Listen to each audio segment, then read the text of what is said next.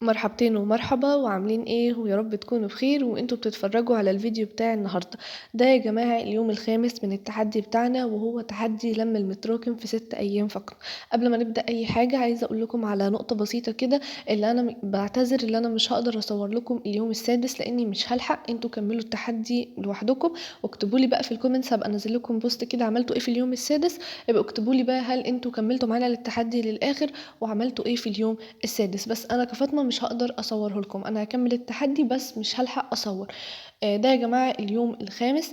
حلقة النهاردة مهمة جدا لأن أنا هديكم فيها نصايح هتضمن لكم إن شاء الله إنكم تقفلوا في امتحانات الشهر، لأن في ناس كتيرة جدا بتقولي إن درجات الشهر بتاعتها وحشة وعايزة طريقة تقفل بيها امتحانات الشهر. فإن شاء الله هقول لكم إزاي بقدر إن أنا أقفل في امتحانات الشهر واجيب الدرجات النهائيه بطريقه مضمونه، لان في ناس كتير بتبقى مذاكره تيجي في امتحانات الشهر وفي الحاجات دي وتتلخبط، مع ان الموضوع بسيط. فان شاء الله هنحل النهارده المشكله دي. نبدا بقى اليوم بتاعنا كده. بسم الله الرحمن الرحيم. انا هنا بدات اليوم بمذاكره الساينس. هنا مش مذاكره يعني، او انا كنت براجع على الدروس القديمه بتاعتي، لان المراجعه مهمه جدا.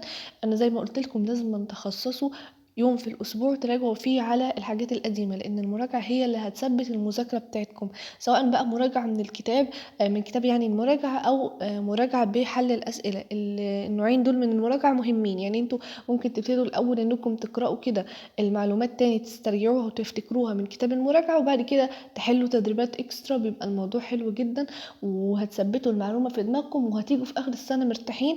انتوا أصلا فاكرين المنهج، مش محتاجين تراجعوا عليه تاني. هنا يا جماعة أنا كنت براجع كل الرسومات اللي في المنهج، بجد مهمة جدا. مش يعني كلها بالظبط يعني اللي علينا في منهج الشهر، بس أنا جبت بقى من أول الدرس الأولاني خالص برضو كمراجعة، مش هنخسر حاجة. بس بجد يا جماعة الرسومات دي مهمة جدا، وأكيد هجيب لكم واحدة منهم في امتحانات نص السنة، وممكن يجيب لكم برضو واحدة من الرسومات دي في امتحانات الشهر، فما تستبعدوش حاجة. والمراجعة يا جماعة مهمة جدا جدا جدا. أنا بشوف إن المراجعة لا تقل أهمية عن المذاكرة. لازم تحددوا يوم في الأسبوع تراجعوا فيه على الحاجات القديمة عشان ما تنسوهاش، سواء بقى هتراجعوا تقرأوا المعلومات تاني من كتاب المراجعة أو إنكم تحلوا أسئلة إكسترا. لازما تراجعوا، ما ينفعش ما تراجعوش.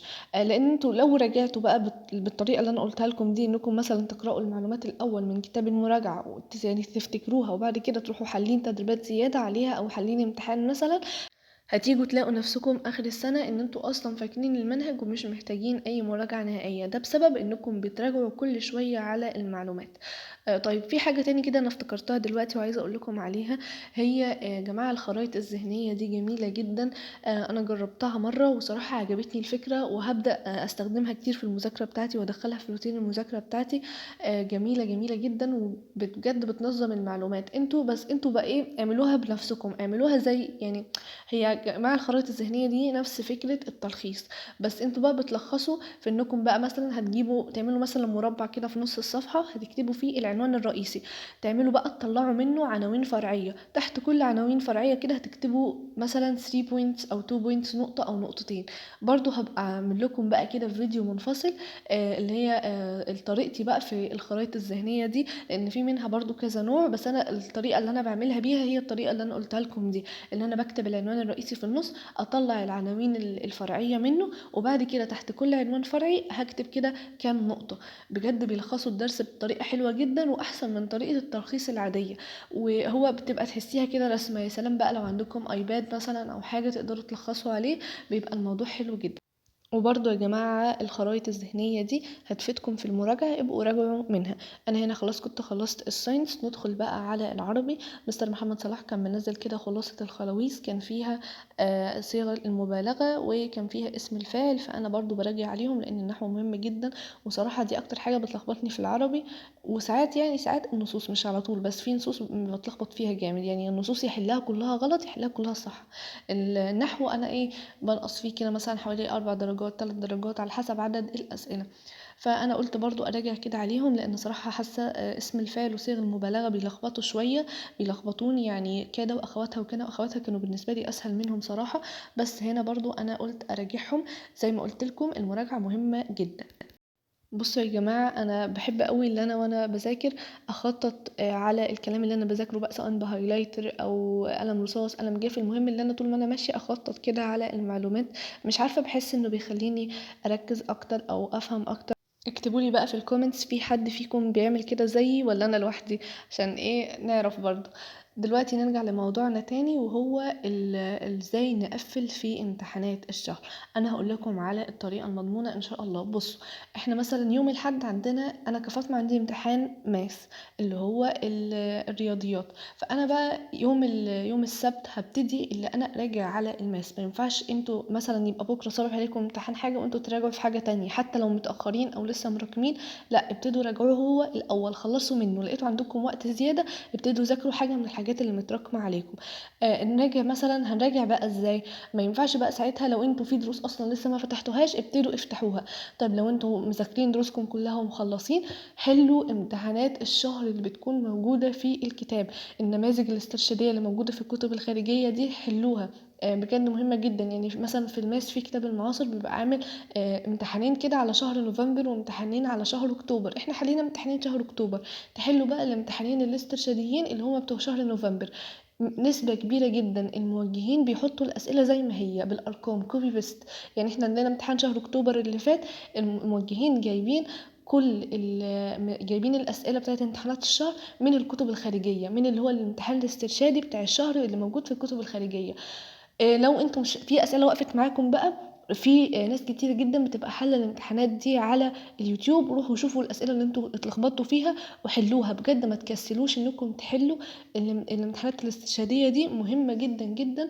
وزي ما انا قلت لكم، الموجهين بيجيبوا الاسئله كوبي بيست. يعني الماس كان بالارقام، شهر اكتوبر الراجل جايب الاسئله بنفس الارقام، ما غيرش اي حاجه.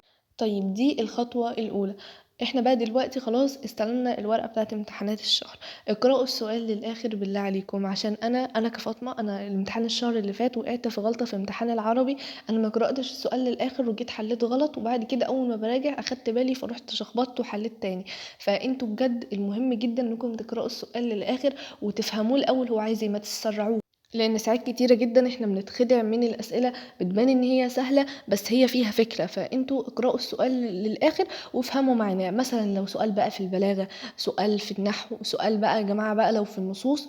الاسئله اللي في النصوص والاسئله اللي هي تكون في البلاغه لازم تكتبوا معنى الجمله بالعاميه فوق. اي حاجه هو في العربي طالبها منكم، انتوا اكتبوا هو عايز ايه من فوق باللغه العاميه. بجد الخطوه دي بتفرق جدا في الناس اللي بتتلخبط في العربي. جربوا الطريقه دي، وان شاء الله مش هتتلخبطوا فيه تاني. حتى مستر محمد صلاح قايل كده، ان انتوا لازم تكتبوا هو عايز منكم ايه باللغه العاميه فوق. انتوا شوفوا انتوا فهمتوا ايه من الجمله واكتبوه باللغه العاميه.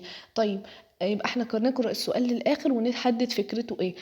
الخطوة بقى التالتة هي انكم تحاولوا انكم تحلوا السؤال من غير ما تبصوا على الاختيارات. حلوه من دماغكم، شوفوا هل انتوا بقى فاهمين ايه. مثلا لو في استخراج من القطع، روحوا استخرجوا من غير ما تبصوا على الاختيارات اللي هو مديها لكم. بعد كده، بعد ما حليتوا السؤال من دماغكم، انزلوا بصوا على الاختيارات. لقيتوا الإجابة اللي انتوا كاتبينها موجودة في الاختيارات، اختاروها على طول. 100% ان شاء الله هتكون صح. طيب، ما لقيتهاش موجودة في الاختيارات، بصوا على الاختيارات كويس وحاولوا يعني بصوا كده وحاولوا تستبعدوا الاختيارات اللي مش منطقية او اللي هي مش متناسبة مع السؤال، لحد ما توصلوا لإجابة واحدة. وان شاء الله يا جماعه بالطريقه دي اضمن لكم انكم تقفلوا في امتحانات الشهر. ولو في حاجه مثلا كده متلخبطين فيها او حاجه، ممكن تسالوا المدرسين بتوعكم. يعني ممكن يساعدوكم. انا مش بقول ان هم يغششوكم، بس قصدي ممكن ان هم يدوكم مثلا معلومه كده زياده او حاجه تقربكم من الإجابة. بصوا يا جماعة، أنا عايزة أشكركم جدا جدا على كل الدعم اللي أنا شفته منكم على الفيديو اللي فات. كل اللي كتب لي كومنت حلو يشجعني بيه، شكرا بجد. يعني ربنا يخليكم. وكل اللي دعالي دعوة حلوة، لكم بالمثل إن شاء الله. بجد بجد انتوا فرقتوا جدا في معنوياتي. حتى شفت مصورة لكم فيديو أهو بسرعة، وباين إن أنا مبسوطة وأنا بصور لكم. الحلاوه دي